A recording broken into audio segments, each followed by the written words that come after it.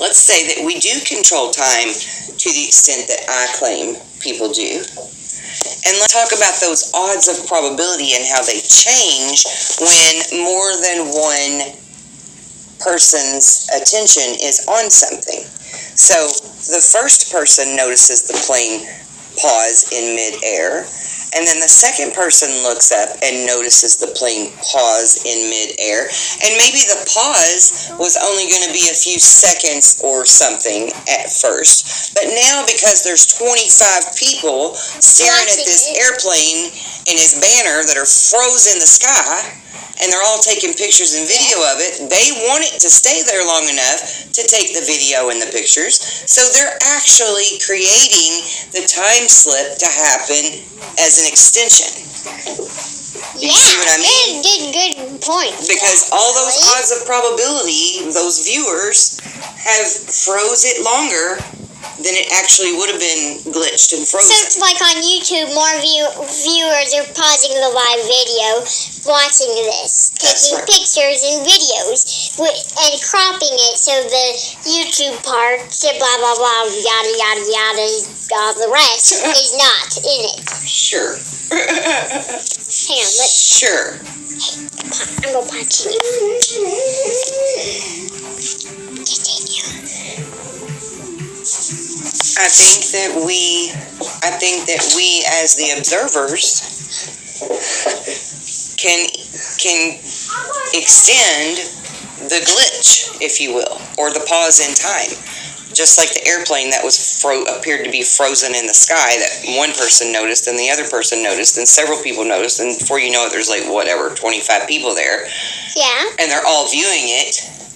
All of them viewing it with the thought in their head that it needs to stay put until they can get it on camera, actually created an extension to the pause. Yes. Good point. Really good point. And they're all looking at it and thinking that they're just innocent bystanders and don't even realize that they've actually put their own input, their own calculation into this equation. Similarly to a bunch of scientists watching an experiment play out and not realizing that because they're watching that they're actually creating an outcome of one way or another, determined by their thoughts and the odds of probability of how many are thinking this way or that way. Yes, good point. Really good point. Also, similarly to the way that people have quote-unquote poltergeist activity happen within their homes, and they think they're just the observer of it, and they're scared out of their wits and mind, but it was really them that created the activity to happen. Like pictures moving and flying off the wall, or brooms falling down suddenly, or things levitating off of your countertop or whatever, you know? Or like the thing on the Travel Channel, Paranormal Con camera, this guy recorded I think it was his dishwasher fell over. Yeah. His dishwasher flew open, and I think all the plates, bowls, and cups came flying out and broke on the floor. And moved around and blah, blah, blah. Right. A lot of crazy. Exactly. It was total chaos in his kitchen. Yes. Now, what you would have to determine there, because you got to use discernment with this, because there really are forces around us that we can't see, invisible forces that can make things move, right? We have things that are real. Ghosts, yes, ghosts are real. Demons are real. They can make things happen. So you have to use your discernment and figure out, okay, did I make that happen, or did something else make that happen? But people don't even know to ask that part of the question, if it was them. Well, yeah. Now, the best way to know if it was you or not is what level of fear did you have inside of you? That's the first thing to ask. Because if you're in a home, particularly if it's a new place to live, or you're like unfamiliar as in new, or it's like some creepy old house, then creepy's already in the equation, right? Because it's new, it's unfamiliar, it's not something that you can feel safe in, okay? So there's some level of fear there already. So then, let's say you're not even scared of ghosts. Let's say maybe you're scared of aliens. Maybe you think aliens would get you there instead of ghosts. Then the apparitions that you would... aliens would come in your house? The apparitions that you would draw to you would be of the alien essence, okay? I mean, that's how it works. The people that go out and hunt for UFOs, that's why they see so many UFOs, because they're magnetically drawing them in with their thoughts. So, same thing with Bigfoot. If you're wanting to find Bigfoot, then you're seeking him out and you're actively magnetizing that type of activity into your area, okay? So you have to know that you do that, but you also have to know that sometimes it can be you. If you're scared, if your emotions, if your energy is heightened in any way, shape, or form, you can make things happen. Just like I made the tires go low on the car when I was mad at Uncle Rob. Remember? I remember where you put I wasn't your like supper in the oven to keep it warm. Yeah, I got up and left. I couldn't eat my supper. I had to go rescue him off of the railroad tracks. And Julie. And so, I was upset with all of it because it was just a bunch of idiotic foolishness that could have been avoided. But I was not actively thinking, oh, I just want to lower my tires on my car. Right? I wasn't focused on that. Yes. So if I didn't know what I know and my tires went low, I would have thought that was like some kind of other force, right? I would have been like, demons did that, or this did that, or that, whatever, right? If I didn't know that it was me and I could do those things, I would have blamed that on something else instead of understanding. Really you. Exactly. And but you didn't believe that.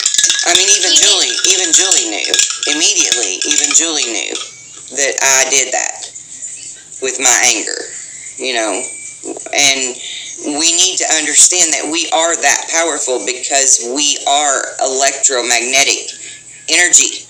We are walking, talking, living, breathing, biological electromagnetic energy at our core. When our body dies, our soul is exactly that. It's that electromagnetic frequency or pulse, or I even like to refer to it as a type of plasma, even. Our soul is a plasma. Well, yeah. Because what if no one did, if it's, hang on. So let's say someone's third eye ain't open enough. And they can't see ghosts. It's just a bunch of, but they can tell there's something moving around through the air, but it looks like it's a bunch of air. Right. And we can't really see wind, so I don't think that's really a thing. But can't see what? Can't see a ghost, but you can kind of see something moving around in there. But all you see is just a bunch of plain, clear, transparent air. But also, I think that's not really a thing.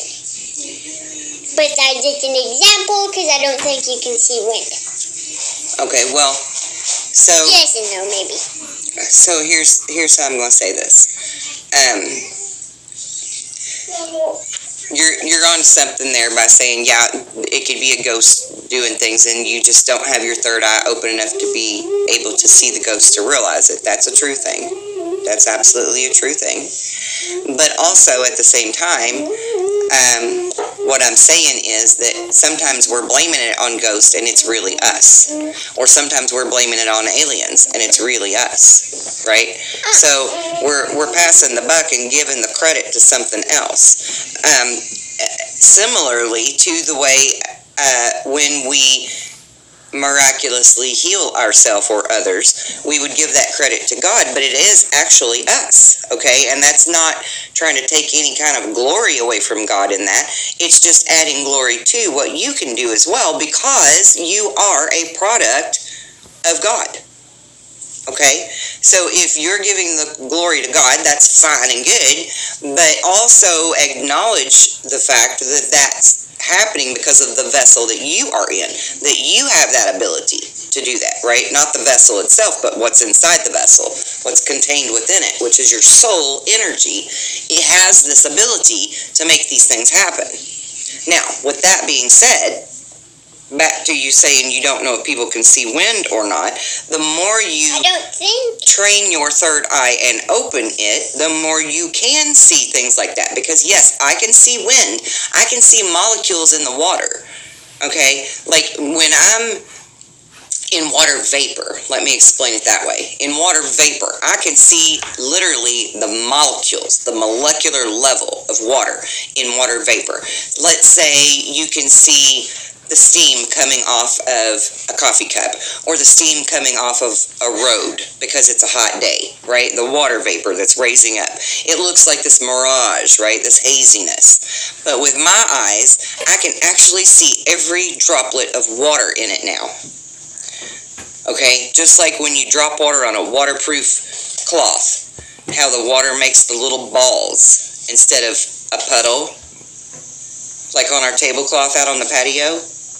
How when we spill water, it makes little balls of water all across the table instead of a puddle of water that's together. Either it makes a puddle or it makes the little like ball droplets. Yeah, so I can see the teeny tiny ball droplets. Okay. Yeah, microscopic size. Microscopic. Yes, in the shower. If I don't close my eyes in the shower, I'm seeing all the water molecules that are floating up.